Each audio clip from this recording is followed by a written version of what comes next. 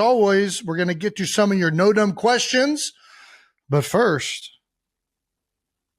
I guess we're just going to get right into it. I don't know if there's any new news. All the news is over. Yeah. So I guess we can just go. All right, cool. Well, Eagles 40, Chiefs 22. God damn. The three-peat did not happen, obviously. Did not happen in the Superdome. Eagles ended up getting it done. Nick Sirianni, Jalen Hurts, Trav. I think people have been waiting to hear from you since the game Sunday. Yeah. What do you want to say? I don't know. Where do you want to start?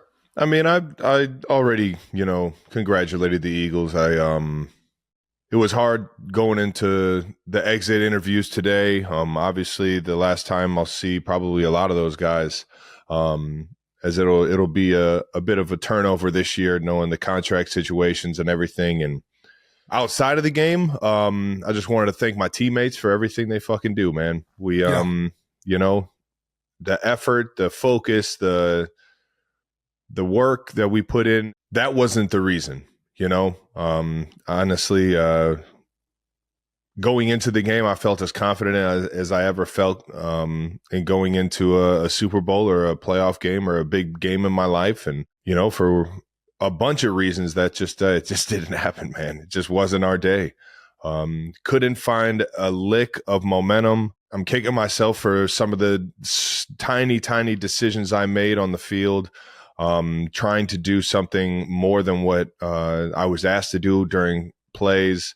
I wasn't the best leader that I could be in motivating my guys and keeping my guys, calm, cool, collected. And I put a lot of that on myself as, the guy that's been in the building for 12 years and seen a lot of football and actually seeing a situation just like this in the Super Bowl, talking about the Tampa Bay Super Bowl. Mm-hmm.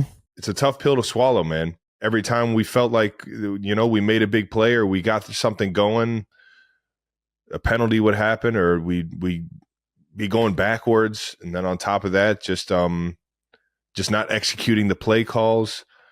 It wasn't the play calls. It was a cumulative effort of everybody just not finding a way to get it done, man. And to happen on the biggest stage sucks, but to have it happen for the second time in my career on the biggest stage, man, it's a tough pill to swallow. It's a hard reality, man.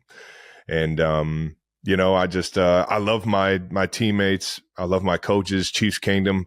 I'm sorry for how it ended, but it's fuck. I have a beautiful life. I have a beautiful life, man. I have loved ones. I have the most amazing family in the world that supports me in everything that I do. And they were all there, cheering me on and hoping for the best on Sunday, man. I just have to tip my hat to the Eagles. They were firing on all cylinders coming out, and it just felt like we just never had control over what was going on in that game.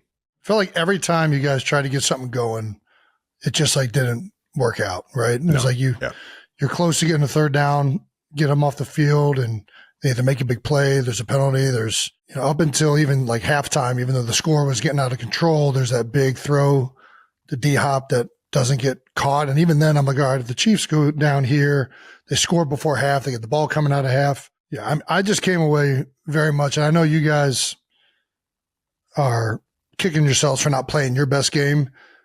I just, the Eagles played fantastic. Yeah. Everybody played their best across the board. I mean, it was a truly impressive game from Philadelphia defensively. All those guys, Vic Fangio, Jalen Hurts played very well. And that was the thing all week. Everybody's talking about, what Spag's going to do. Is he going to try and sell out to stop Saquon and, give the one-on-one matchups on the outside? And I don't know. It almost didn't matter. It felt like Jalen was just on it and he was executing regardless of what it was. But I know this sucks to talk about for you, Trav. I've been here, obviously. 2 years ago I was here. That was great. But, I think it was a really impressive performance by Philadelphia, to say the least. Yeah, it's going to sting.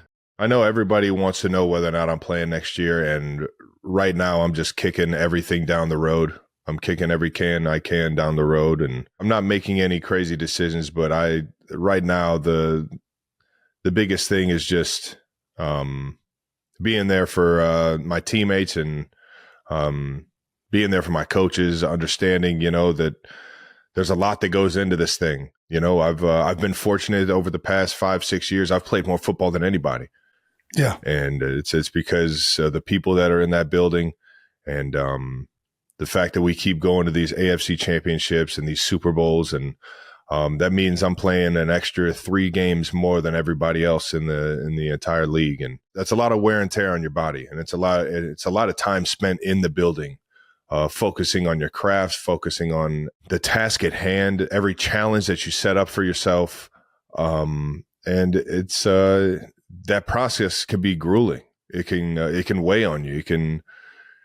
It can make you better, and it can drive you crazy at the same time. And right now, it's one of those things where it was kind of driving me crazy this year. And I think that it happens as you kind of tail off towards the back 9 of your career, as a SVP would say. Is it's as you see yourself or not feel yourself have the success that you once used to have, man. It's a tough pill to swallow. And then on top of that, to not be there in the biggest moments, knowing your team's counting on you, man. Those are all extremely hard things to.